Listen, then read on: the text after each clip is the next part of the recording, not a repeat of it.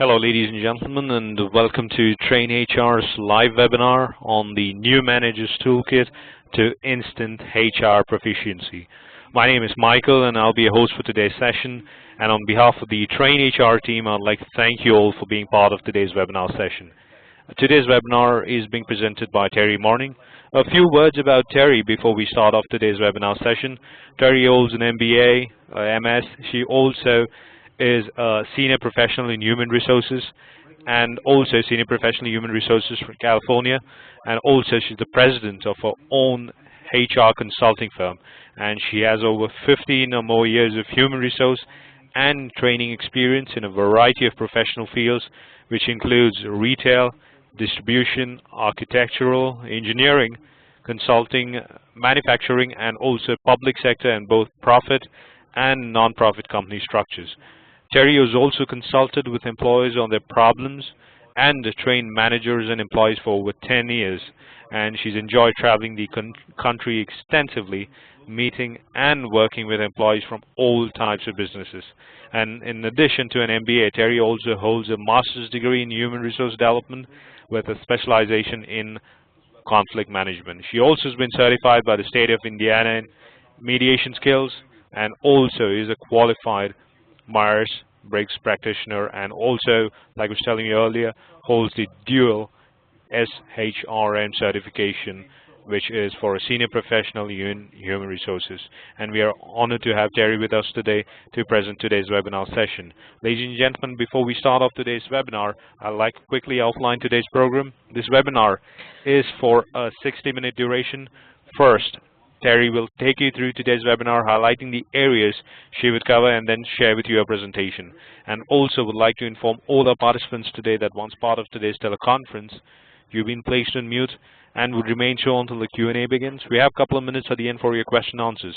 But if you do come up with questions during the session, please post them in the Q&A panel or the chat column. And for any reason, if you do get logged out of today's session, please follow the same procedure to join in again. Now that we're all ready, I request Terry to take it from here. Terry? Thank you, Michael. Thank you for that nice introduction. The great voice always makes me sound so good.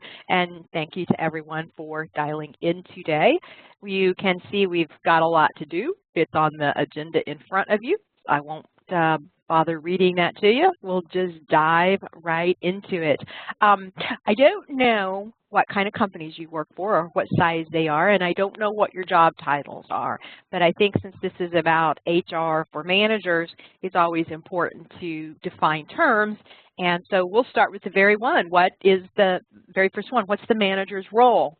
Well, the role of a manager is not what they accomplish themselves, but what they accomplish through others. And if you listen to really successful people, they will often say, I'm not really that good at it, but what I am good at doing is finding really talented people and surrounding myself with them. Because a manager's job is to align the focus and the productivity of each employee with the company's goals. And so a manager is measured by the success and results of the people who work for you, not necessarily what you do with your very own hands. I learned this lesson long before I went to college. I was putting myself through school running a retail store, and we had ridiculously good numbers and beating last year's sales. And I went, we were beating like 120% every week last year's sales. And I went on vacation, and when I was off, they beat it by 130, and we'd never hit 130 before. And my district manager, who never visited, if you want to keep your boss away in retail, just make a bunch of money, and they never come around. So he was standing there when I opened up, and he said, let's go take a walk. And I was like, oh, I'm going to be fired.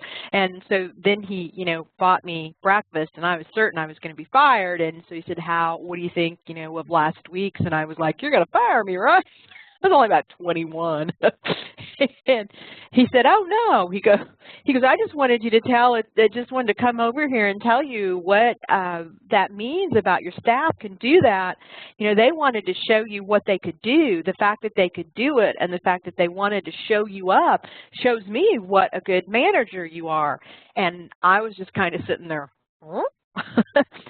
And so it was a really good lesson to learn very early, even if it was kind of frightening for a couple minutes, because I see a lot of managers these days who, for example, will sit around.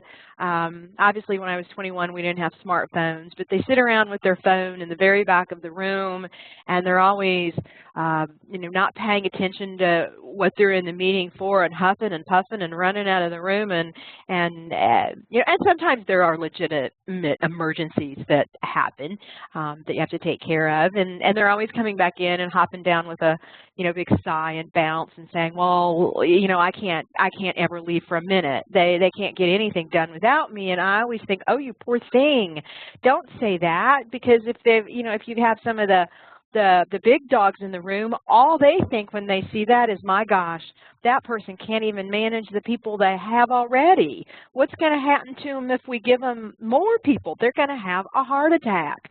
So if everyone you supervise doesn't work next week, then I don't care what you do, unless you're lucky enough to have, you know, too many people.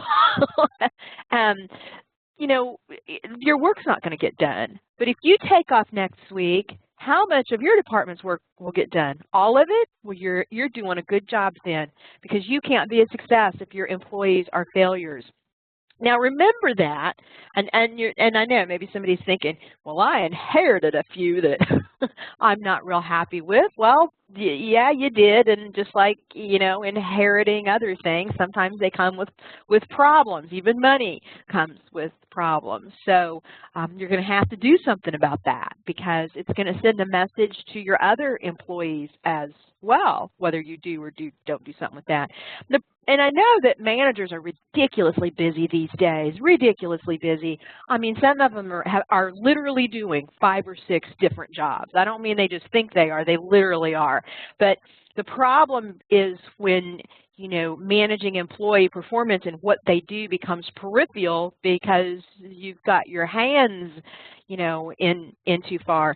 And one of the best sayings I ever heard, I said one time, and I saw him do that. I think I read this in an Oprah magazine later on, but I said one time years ago, "I don't have time to do that." And someone pointed out to me, "What you're really saying means I don't want to." And there's a lot of things that we don't want to do, right? We don't have time to get the oil changed in the car, but we do it. We don't want to do it, but we do it, right? And so you don't really have time to not manage your employees, because like the, you know, doing nothing is a decision, and it's not going to be a good one. Now, it's kind of funny, when I did this, I had documentation towards the end, and I thought, no, I need to put the documentation slides up to the very beginning. And that's because, and you know, I don't mean to take copious notes on everything everyone does all day long, but when you have a problem with employees, and you will one day have a problem with an employee, your job could depend on the quality of the documentation you have. And this is a good skill to have, whether I've had to take my roofer to small claims or what have you. Even his attorney couldn't believe the pieces of paper I was pulling out. And I'm not a pack rat. I just keep really good notes on anything that's important. And when you're at work, you should keep really good notes on anything that's important. And you very may well do that. And your employees are the reason you're there. So you have to keep notes on what they're doing well and what they're not doing well. And you have to keep quality notes. Because when there's a problem, because if there hasn't already been one, there's going to be one, then that documentation serves as the baseline against what your actions are measured against? Let me explain to you. You have an employee and they never really do a very good job, and you just kind of let it go and you let it go, and then one day they show up and they say whatever they could possibly say after being there a year. I'm being harassed. I have have a problem that's causing me to not be able to do my work.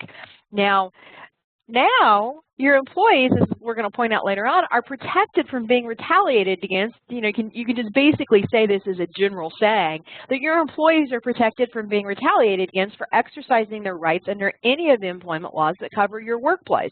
And in fact, they're generally protected against whistleblowing for any other type of regulations, like maybe turning you into the IRS or whatever for not paying your taxes. So, how are you gonna, and let's say you don't believe they're being harassed. You believe they're just making it up, or you don't think they look depressed. I mean, how many times do I hear that from man? I don't think they don't look too depressed to me. Well, where'd you get your degree from? And now you think, well, they're just faking it, or no, that person wouldn't do that. And